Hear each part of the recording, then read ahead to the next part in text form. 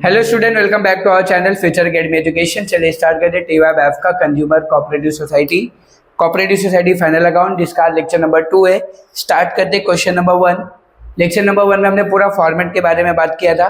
2 format बनाए जाते हैं यहाँ पे, इनकम एंड एक्सपेंडिचर अकाउंट और एक बनता है बैलेंस शीट। ठीक है, फॉर्मेट यहाँ पे बहुत सारे हेडिंग्स आने वाले हैं, अभी मैंने लिखा नहीं क्योंकि हम लोग पहले मार्किंग करेंगे किसके अंदर क्या आने वाला है, उस हिसाब से लाइन छोड़ेंगे और मार्किंग हेडिंग्स देंगे। फिर यहाँ पे चाहिए तो आप हेडिंग्स दे सकते हो, बट ज़्यादा दिक्कत नहीं है, फटाक से हो जाएगा। वो क्या दिया है, page number 71, question number 1। From the following trial balance as on 31 March 2015, prepare final account in the prescribed format as per applicable legal provisions। क्या दिया है, एवरसाइन कोऑपरेटिव हाउसिंग सोसाइटी लिमिटेड दिया हमें, उसका ट्रायल बैलेंस ही है।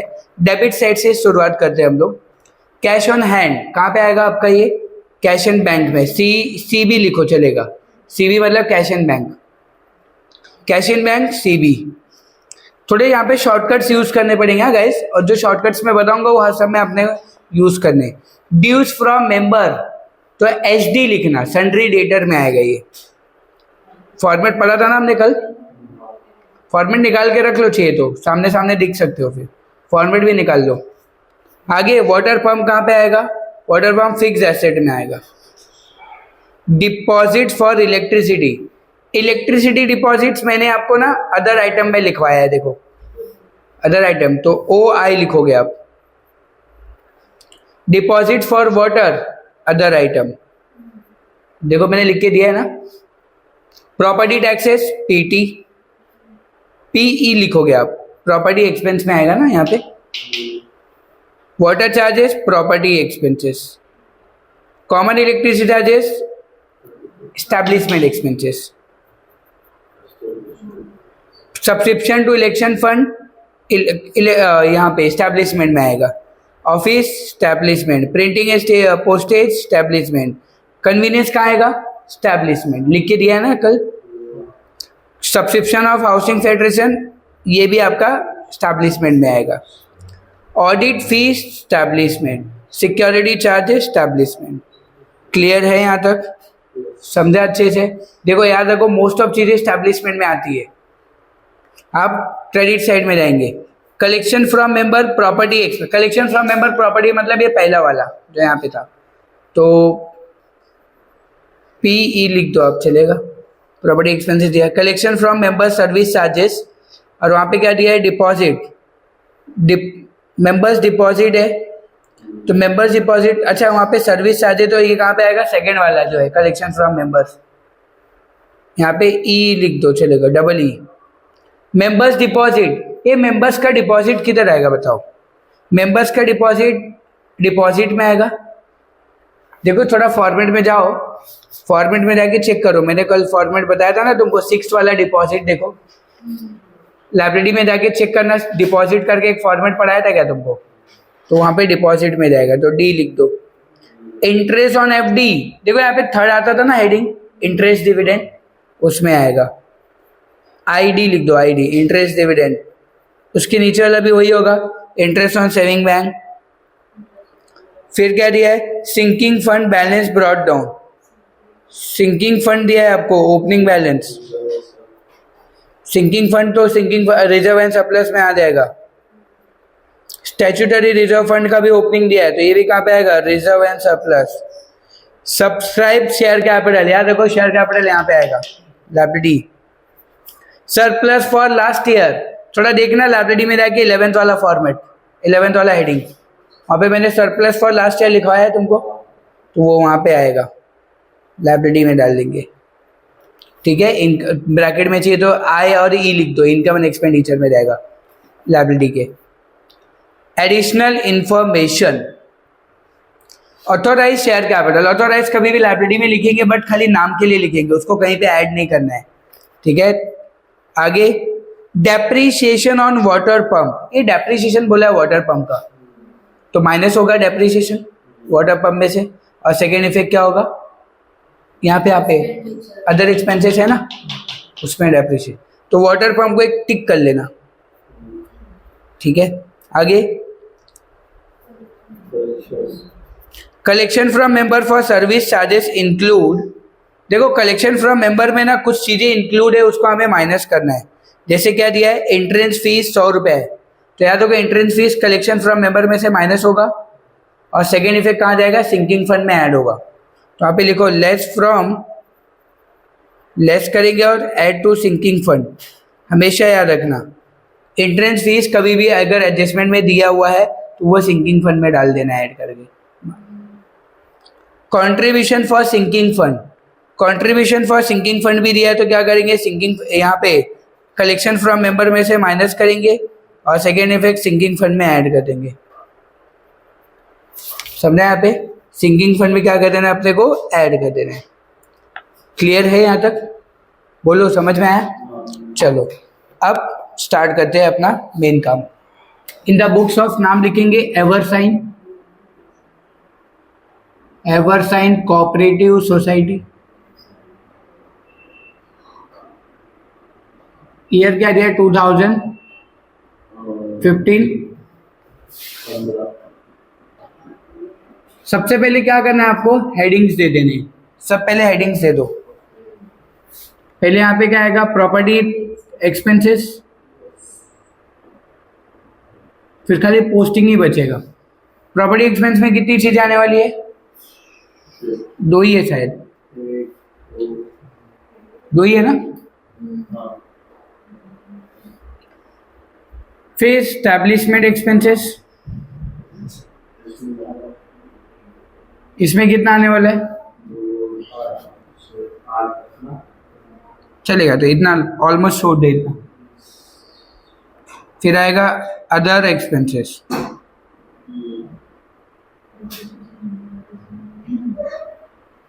Other expenses. फिर यहाँ पे आप लिखोगे collection from member, collection from member property expenses, ठीक है। और सेकंड लिखोगे आप कलेक्शन फ्रॉम मेंबर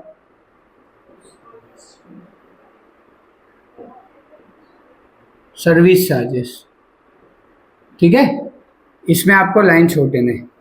कितना लाइन छोड़ना है, देखो कुछ है ना उसमें, कलेक्शन फ्रॉम मेंबर में कुछ माइनस वाइनस करने वाले हो ना 2 चीजें, तो 2 लाइन छोड़ दिया। फिर यहाँ पे आएगा इंटरेस्ट एंड डिविडेंड।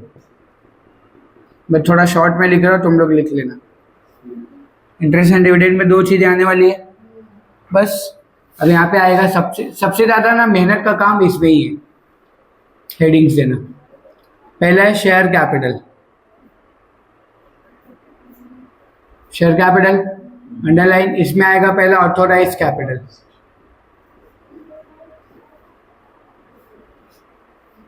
ऑथोराइज्ड लिखेंगे हम लोग यहाँ पे। फिर यहाँ पे इशूड आएगा, इशूड एंड सब्सक्राइब कैपिटल। फिर सेकेंड आएगा रिजर्व एंड सरप्लस, यहाँ पे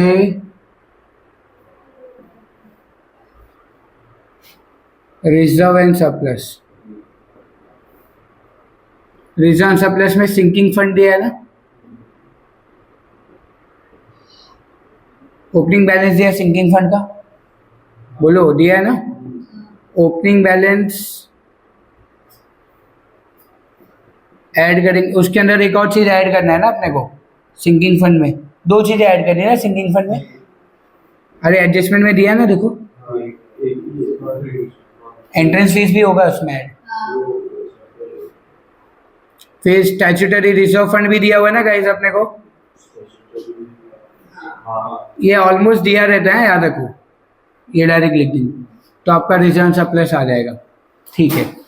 फिर थर्ड आता है स्टाफ प्रोविडेंट फंड, बराबर ना हेडिंग। इसमें कुछ लिखते हैं क्या हम लोग, कुछ भी नहीं आएगा, इसको पहले ही डैश मार देने का। फिर क्या आएगा, सिक्योर्ड लोन। सिक्योर्ड लोन में कुछ आने वाला है क्या, नहीं ना। डिबेंचर विबेंचर कुछ दिया है क्या, अपने जो मार्किंग है ना उसमें देखो। फिर अनसिक्योर्ड लोन में कुछ आने वाला है क्या, नहीं।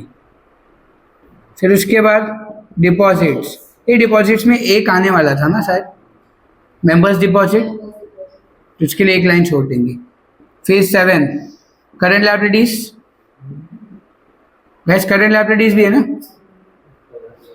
डिपॉजिट के बाद करेंट लायबिलिटीज है ना, उसमें कुछ आने वाला है क्या? नहीं। फिर उसके बाद इनकम, अनपेड डिविडेंड है शायद, हेडिंग ऊपर नीचे नहीं होना चाहिए, अनपेड डिविडेंड। फिर उसके बाद क्या है? Interest accrued but not paid. फिर 10th अदर लायबिलिटीज, इसमें भी कुछ नहीं आएगा, ये सब में कुछ नहीं आता है, खाली याद रखो करेंट लायबिलिटीज वगैरह में आ गया तो आ गया, नहीं तो उसमें भी नहीं आएगा कुछ। ये इंपॉर्टेंट है, इनकम एंड एक्सपेंडिचर। इसमें क्या आएगा? Surplus for last year, heading था ना, इसका फॉर्मेट था ना, surplus for last year less appropriation,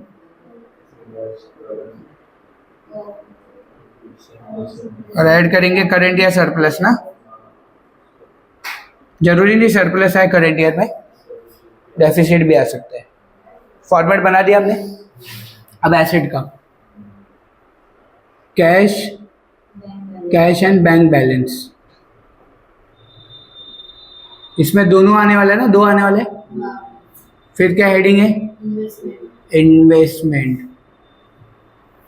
investment में कुछ आने वाला है क्या आज के समय में? कहीं पे इन्वेस्टमेंट दिखा तुमको? फिर स्टाफ प्रोविडेंट फंड, इसमें भी नहीं आएगा। फिर लोन्स एंड एडवांसेस में भी कुछ आने वाला है क्या? नहीं, कुछ दिया नहीं है। इसके बाद सन्ड्री डेटर्स, उसके बाद सन्ड्री डेटर में आएगा ना, एक था ना ड्यूज फ्रॉम मेंबर, फिर क्या था? करंट एसेट्स, इसमें कुछ नहीं है। फिर करंट एसेट के बाद क्या है? Fixed asset. फिक्स्ड एसेट में शायद एक या दो आने वाला था, एक ही है ना, ठीक है, वो तो दो लाइन छोड़ देंगे उसके लिए। आगे मिसलेनियस में कुछ आएगा क्या? नहीं। 9th फिर क्या है? अदर आइटम में शायद दो आने वाला था। फिर उसके बाद है इनकम एंड एक्सपेंडिचर, इसमें भी कुछ आने वाला है क्या? नहीं। फिर करंट लॉसेस है ना,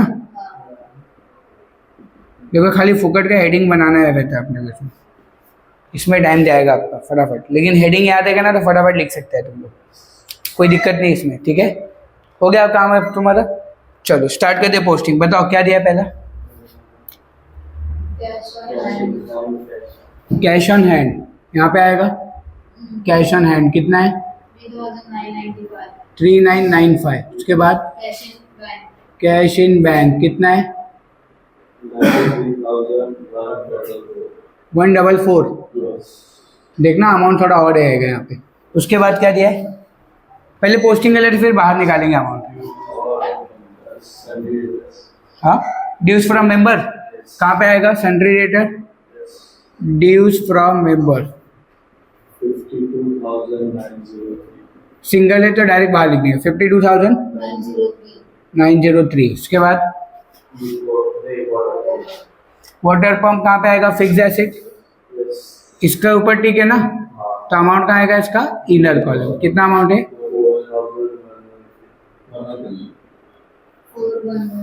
उसके बाद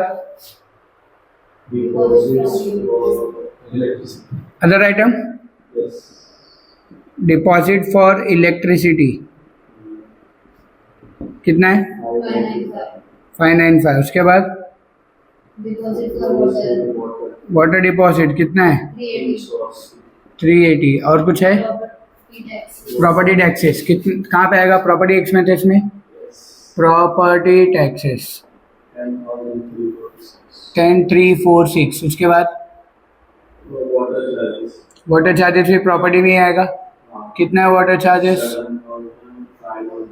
513। उसके बाद स्टैब्लिशमेंट में कॉमन इलेक्ट्रिसिटी चार्जेस कितना है? 240। उसके बाद सब्सक्रिप्शन टू इलेक्शन फंड 36। आगे ऑफिस एक्सपेंस कौन से इलेक्शन फंड है? बच्चे लोग का इलेक्शन लड़ रहे हैं। आगे ऑफिस एक्सपेंसेस कितना है? 3425। उसके बाद प्रिंटिंग एंड पोस्टेज कहाँ पे आएगा? एस्टेब्लिशमेंट में आएगा। प्रिंटिंग एंड पोस्टेज कितना है? 776। उसके बाद कन्वीनियंस भी एस्टेब्लिशमेंट में आएगा। कितना है? 570। उसके बाद सब्सक्रिप्शन टू हाउसिंग फेडरेशन 500। उसके बाद ऑडिट फीस सब्सक्रिप्शन इसमें ही आएगा एस्टेब्लिशमेंट में। कितना है? 1000। उसके बाद सिक्योरिटी चार्जेस इसमें भी आने वाला है सिक्योरिटी चार्जेस। कितना है? 13,850। हो गया? जब ये साइड ओवर देखो करना क्या पता चला ना? पोस्टिंग, बस पोस्टिंग है ये बस। उसके बाद क्या दिया? प्रॉपर्टी का प्रॉपर्टी एक्सपेंस कितना है? Direct 37056 056। Service charges service charge पे ठीक है ना, क्योंकि इंक्लूडिंग है, नीचे एडजस्टमेंट भी दिया है कुछ, तो इसका अमाउंट इनर कॉलम में लिखेंगे। कितना है? 5140। समझे यहाँ पे? उसके बाद मेंबर्स डिपॉजिट, डिपॉजिट में आएगा मेंबर्स डिपॉजिट कितना है? 7100। डायरेक्ट सिंगल इसलिए बाहर लिख दिया। उसके बाद interest on FD, interest on FD कितना है? बोलो। 3017 उसके बाद interest on savings interest on SB कितना है? 1005। उसके बाद सिंकिंग फंड सिंकिंग फंड यहाँ पे लिखा है ना हमने, ओपनिंग यहाँ पे लिखेंगे। कितना है? इनर कॉलम में 560। उसके बाद स्टैट्यूटरी रिजर्व फंड कितना है? 470। चलो उसके बाद सब्सक्राइब शेयर कैपिटल ये है इशूड, वहाँ पे लिखा होगा ना कुछ 50 शेयर्स 60 शेयर्स ऑफ ₹50 ईच, ऐसा लिखना आपको। मल्टीप्लाई करेंगे तो 3000। ठीक है? उसके बाद लास्ट ईयर का यहाँ पे कितना है? 038। डन। चलो उसके बाद क्या दिया है? ऑथोराइज यहाँ पे लिखा है हमने, क्या लिखा है वहाँ पे? कितना शेयर्स है? 2000 शेयर्स 50 ईच। मल्टीप्लाई करेंगे तो 1 लाख होगा।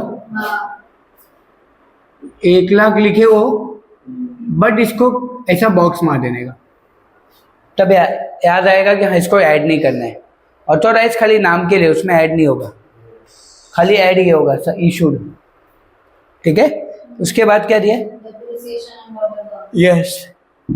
कितना परसेंट है? Less depreciation at the rate 15%। 4113 का 15%।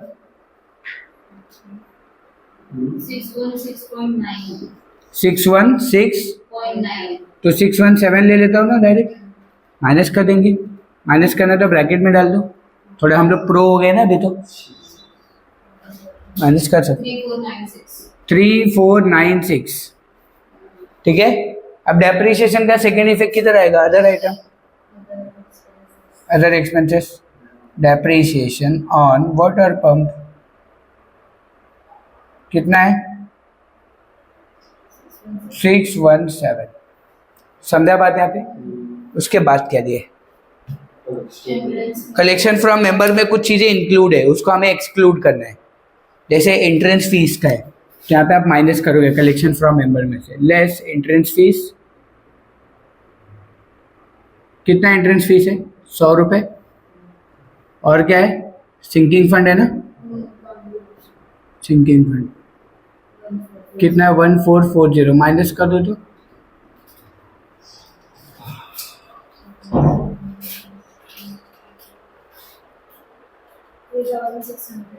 3600। अब इसका सेकेंड इफेक्ट, हर एक एडजस्टमेंट के दो इफेक्ट होते हैं।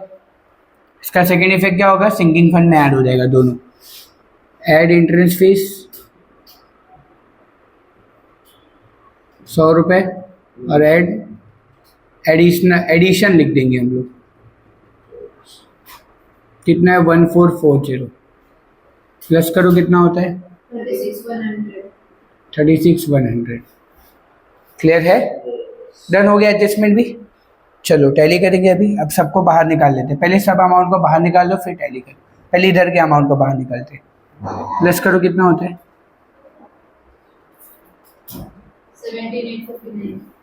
17,859 बराबर। इसके बाद नहीं ऐड कर पाएगा आर्यन डायरेक्ट 36 रुपये किधर डाले?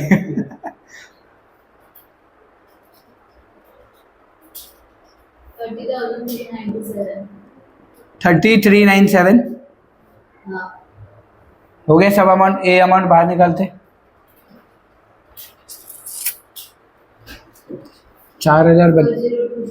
यस हो गया। अब टैली करेंगे।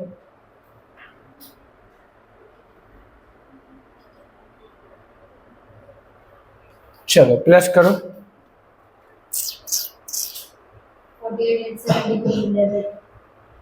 48,873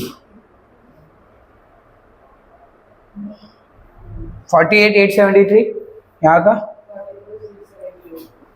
44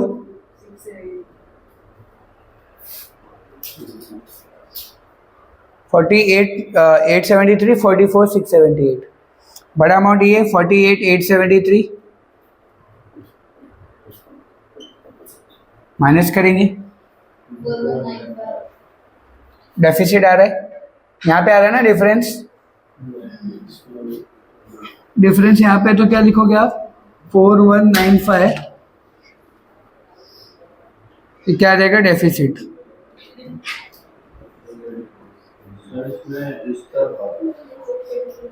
मतलब 4195 ही है ना, मतलब लिखना वही है, आंसर वही है, 4195 ही है। यहाँ अपन क्या कहते थे? एनपीओ कहते थे 12वीं में, तो डेफिसिट आता तो यहाँ पे लिखते थे सरप्लस है। कर फर्क नहीं पड़ता है। आप यहाँ पे लिखो सरप्लस है तो डेफिसिट लिखो, बट अमाउंट ब्रैकेट में लिखना पड़ेगा। ठीक है, माइनस करके मैंने वहाँ पे लिख दिया। अब याद रखो ये जो डेफिसिट है ना वो यहाँ से माइनस होगा। यहाँ से क्या कर देंगे? माइनस कर देंगे करंट ईयर सरप्लस, और यहाँ पे ऐसा ब्रैकेट में डाल, ऐसा स्लैश करके लिख देते डेफिसिट।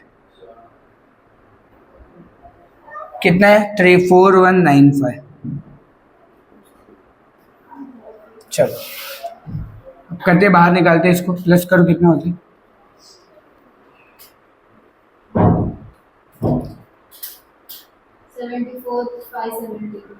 570। ये तो इसको माइनस कर दो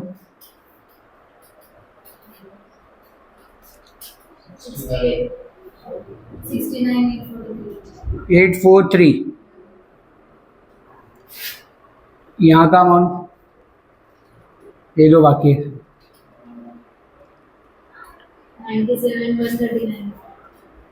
139।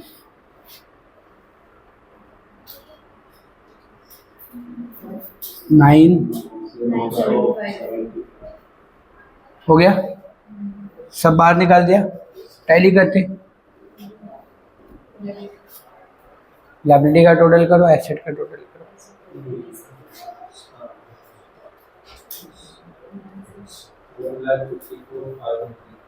क्या का? लायबिलिटी का 1,54,540 513 513 और यहाँ का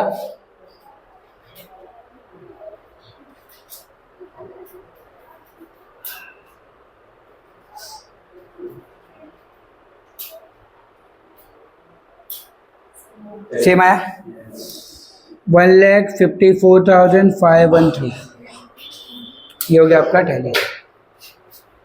समझा? देख लो, खाली पोस्टिंग है गाइस और कुछ भी नहीं है, सिर्फ और सिर्फ पोस्टिंग है ना। और थोड़ा कैलकुलेशन प्लस माइनस, और तो कैलकुलेटर है ही अपने पास, ठीक है। और 15 मार्क्स जेब में याद रखो। इसका सेकंड पार्ट भी कंज्यूमर कोऑपरेटिव सोसाइटी है ऐसे ही। इसमें एक छोटा सा और फॉर्मेट बनता है, छोटा सा 3-4 लाइन का, जिसका नाम है मेमोरेंडम अकाउंट। तो वो 1-2 सम के बाद सीखेंगे अपन, अभी फिलहाल इतना ही रखते हैं, ठीक है। तो वीडियो अच्छा लगा तो प्लीज चैनल को सब्सक्राइब कीजिए, फ्रेंड ग्रुप में शेयर कीजिए। अगर आपको कुछ डाउट है, कुछ क्वेरीज है तो कमेंट बॉक्स में लिखिए। Thank you so much.